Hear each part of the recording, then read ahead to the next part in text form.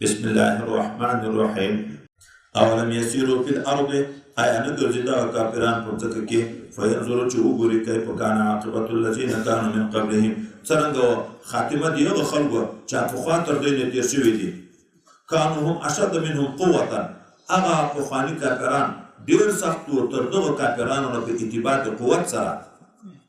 و آثارا فی الارض، او له وجې د آثار چې دوی پرېښي دي په ځمکه کې دغو سره چې هغه غټ غټ بلډینګونه به یې جوړول، برجونه به یې جوړول. خو فاخذهم الله بذنوبهم، هغه هم الله هلاک کړه په سبب د ګناهونو د دوی. وما کان لهم من الله من واق، نو دوی لره د عذاب د الله نه هېڅ ساتونکی چې کله یې د نبي نه منل او الله فیصله د عذاب د دوی په باب کې وکړه چې هر وخت کې عذاب د مخکینیو امتو ته راغلی هېچا بیا نه دي ساتلی دی. نو د تا قوم په دې پوه که خو ودې ګرځي دا وطنونه خو دی ویني.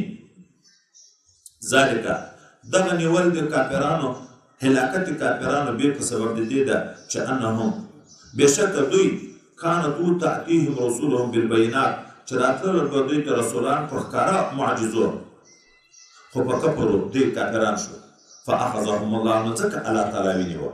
عذر نه و چې نه وم خبر، نبی به راولېږه خبر به کړه په دین، خو چې دی به عنادن ایمان نه راوړ، تکبرن به ایمان نه راوړ، بیا به الله ونیول.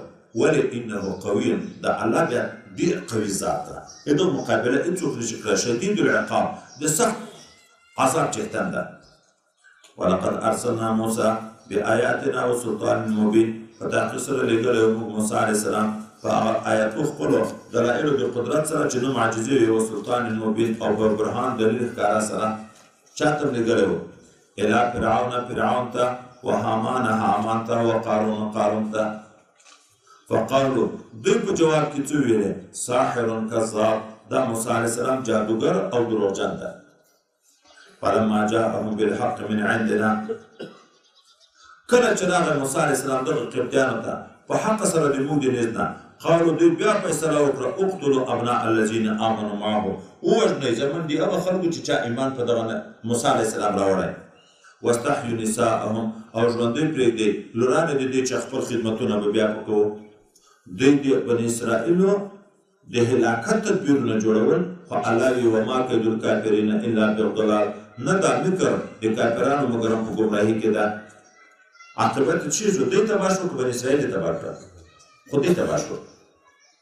وقال فرعون، ویل فرعون خپل عملیې ته ضروري تاسې ما پرېږدئ ای مشرانو، اقتلو موسی، چې زه ووژنم دا موسی علیه السلام،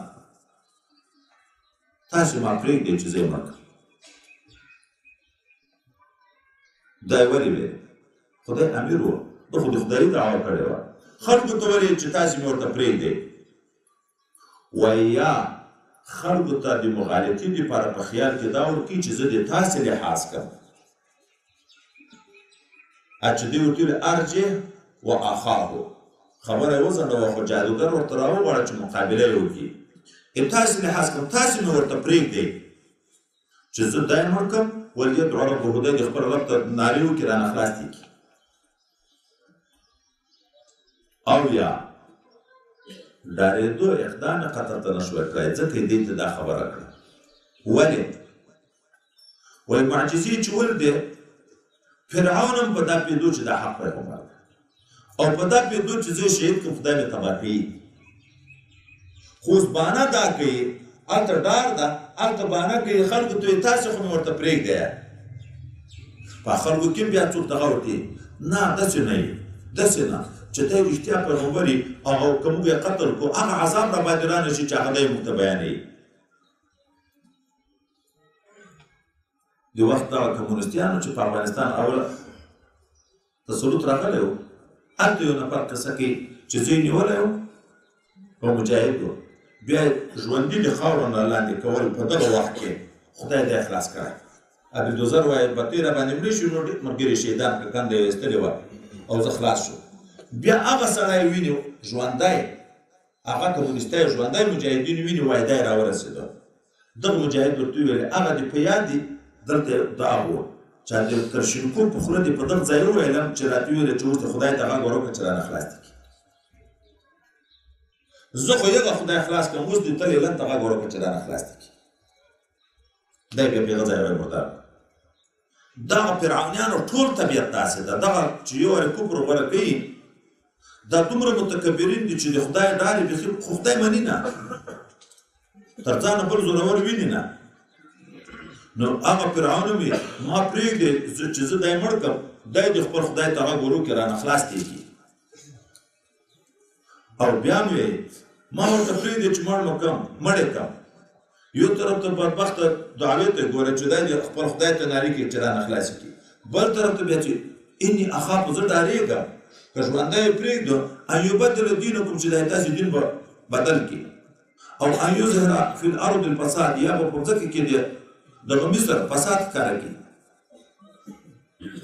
ده چې اراده د قتل وکړه موسی علیه السلام ورته ویل وقال موسی علیه السلام انی عوذت بربي زه پناه غواړم په رب خپل وربکم په رب د تاسې د چا نه پناه غواړم من کل متکبرین د هر سرکش نه لا یؤمن بیوم الحساب چې ایمان نه راوړي په ورځ د حساب باندې. ته دمکۍ د مرګ زه د الله باندې پناه غواړم چې تا نه مې خلاص کړي. خو ته خدای ولې دی د خپل خدای ور وغواړې، یغه خدای موسی علیه السلام خلاص کړ او دغه فرعون یې غرق کړ.